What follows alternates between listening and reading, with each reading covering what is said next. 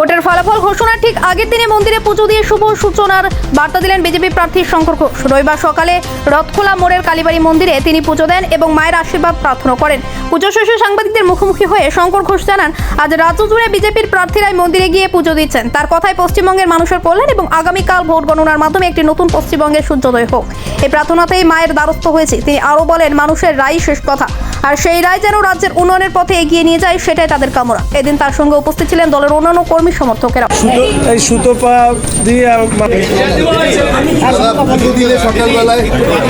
আজকে সারা পশ্চিমবঙ্গ জুড়েই আমরা যারা ভারতীয় জনতা পার্টির বিধায়ক এবং বিধায়ক পদে নির্বাচনে প্রতিদ্বন্দ্বিতা করছি, প্রত্যেকেই মন্দিরে পশ্চিমবঙ্গের মানুষের জন্য আশীর্বাদ প্রার্থনা করতে মায়ের পুজো দিতে এসেছি।